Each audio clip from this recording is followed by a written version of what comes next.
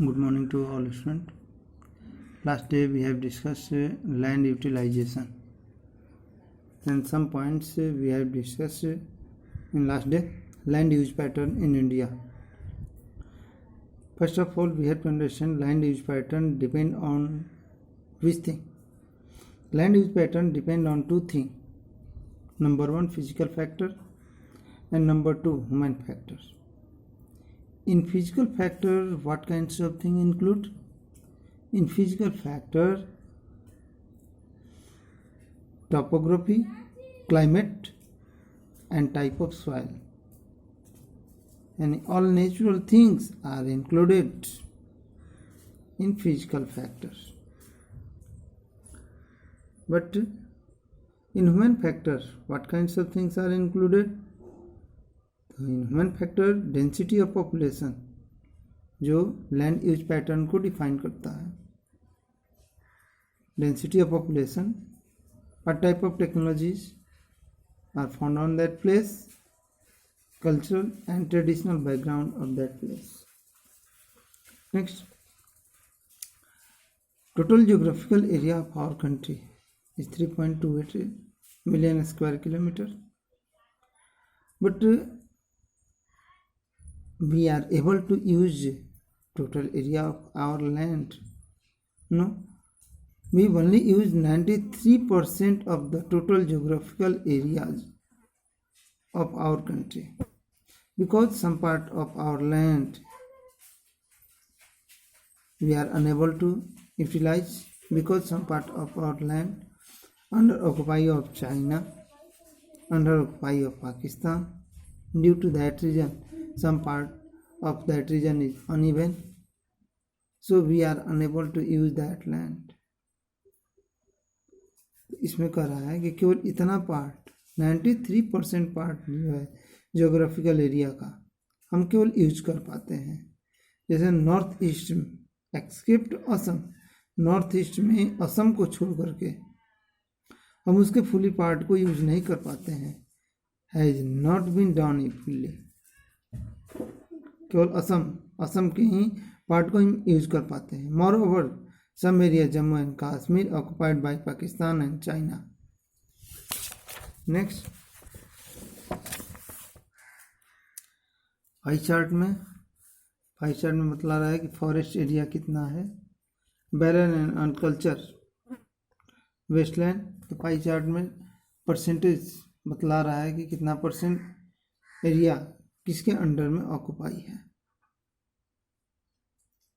तो reporting area 100% में ये बतला रहा है. इसके बाद the land under the permanent pasture has also decrease. रहा है कि permanent pasture land day by day is decreasing. Day by day क्यों डिक्रीज हो रहा है? तो further decreasing of the pasture land. Main reason is increment of population, development of infrastructural process in different part of region. जैसे जैसे जनसंख्या बढ़ेगी तो उसके लिए हाउस चाहिए, उसके लिए रोड चाहिए, उसके लिए रोजगार के लिए फैक्ट्री चाहिए.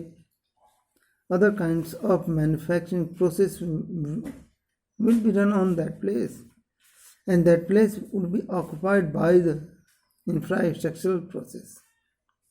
In that condition, pasture land would be decreased. उस कंडीशन में pasture land क्या हो सकता है? डिक्रीज हो सकता है. इसके बाद pasture land तो इसके कारण डिक्रीज हो रहा है ड्यू टू ह्यूमन एक्टिविटी. दूसरा कर रहा है कि कुछ ऐसी भूमि है कि most of the other than current fallow land either the poor quality या cost of cultivation of the such land is very high. बहुत सारे ऐसे फैलो लैंड है, प्रति जमीन है, जो क्यों खाली छोड़ दी जाते हैं? क्योंकि उन पर प्रोडक्शन करना, उन पर उत्पादन करना बहुत एक्सपेंसिव है, बहुत खर्चीला है.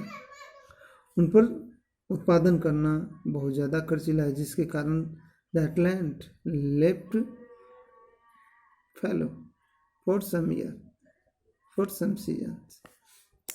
कुछ सीजनों के लिए या कुछ सालों के लिए उसे फैलो छोड़ दिया जाता है।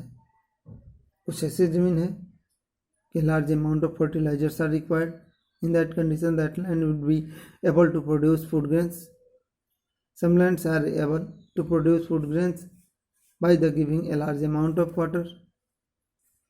कुछ ऐसी ज़मीन है जहाँ पर बहुत ज़्यादा पानी देने पर, बहुत ज़्यादा खाद देने पर, बहुत ज़्यादा मॉडर्न टेक्नोलॉजी को यूज करने पर that land is able to produce food grains, that land is able to produce crops. In that condition, उस कंडीशन में कहा जा सकता है कि वो लैंड जो है बहुत एक्सपेंसिव है। तो वो लैंड जो है वो किसी सीजन, 1 या 2 सीजन के लिए या 1 या 2 सालों के लिए that land has been left fallow by the farmers. इसके बाद net sown areas, then the percentage NSA, India comes to about 54% of the total reporting area. यानी अपने कंट्री में नेट्स ऑन एरिया NSA दिया है, नेट्स ऑन एरिया अपने country में कितना है तो 54% of the total reporting area. Total reporting area का कितना है 54%। उसमें सबसे ज़्यादा नेट्स ऑन एरिया कहाँ पर है, किस स्टेट में है, तो net sown area mostly found in Punjab and Haryana, and in little amount that is found in Arunachal Pradesh, less than 10%। Mizoram, Arunachal Pradesh in north east region of our country, net sown areas very little. क्यों उधर क्षेत्रों में बहुत कम है, the main reason of that, main reason where net sown area is very little, इसका कारण यह है उन क्षेत्रों में कि भूमि जो है अनइवन है, फॉरेस्ट रीजन है, माउंटेन रीजन है, इसलिए वहाँ पर खेती करने लायक या प्लांटेशन करने लायक या उस तरह की भूमि अवेलेबल नहीं है। इसलिए नेट्स ऑन एरिया जो है वेरी लिटिल है नॉर्थ ईस्ट रीजन में, जबकि पंजाब, हरियाणा या other region north part of our country net sown areas are very high. अपने कंट्री में forest area, how much forest area is required for the ecological और environmental balance. अपने country में environmental balance के लिए, इकोलॉजिकल बैलेंस के लिए कितना फॉरेस्ट जरूरी है, तो 33% टोटल जियोग्राफिकल एरिया का 33% जो है वह जरूरी है फॉर इकोलॉजिकल बैलेंस के लिए, according to 1952 policy, national forest policy 1952 के अनुसार। लेकिन correct, the livelihood of the million of people who live the fringe of these forests depend upon it। यानी वे लोग जो उस जंगलों के आसपास या जंगलों के किनारों पर या नज़दीक में रहते हैं, the most of the people of that place, their livelihood depend on that forest। उनका livelihood जो है फॉरेस्ट पर ही डिपेंड करता है। A part of land is termed as a wasteland and land put to other non-agricultural uses। अब उसमें कह रहा है कि मोस्ट ऑफ एरिया जंगलों के आसपास या कुछ ऐसे क्षेत्र हैं जहाँ पर खेती नहीं होती है या खेती लायक वह भूमि नहीं है, तो उसका यूज किस कामों में होता है तो unuseless land are mostly use in non agricultural activity में उसका यूज होता है, जो रॉकी है, एरिड है या डेजर्ट रीजन है, उनका किन कामों में यूज होता है, तो उनका रोड बनाने में या रेलवेज डेवलपमेंट करने में या इंडस्ट्री सेटअप करने में उनका यूज होता है। Continuous use of the land over the long period of the time without taking appropriate measure conserve and manage it. अब इसे कंजर्व कैसे करना है, प्रॉपर वे से कैसे यूज करना है, in next topic we have to study land degradation and conservation measure. Next day we have to study. इस टॉपिक से जो मेन क्वेश्चन है आपके लिए यहाँ पर है कि लैंड यूज पैटर्न से क्या समझते हो, यह क्या होता है लैंड यूज पैटर्न। इसके बाद why are permanent pasture land are decreasing day by day.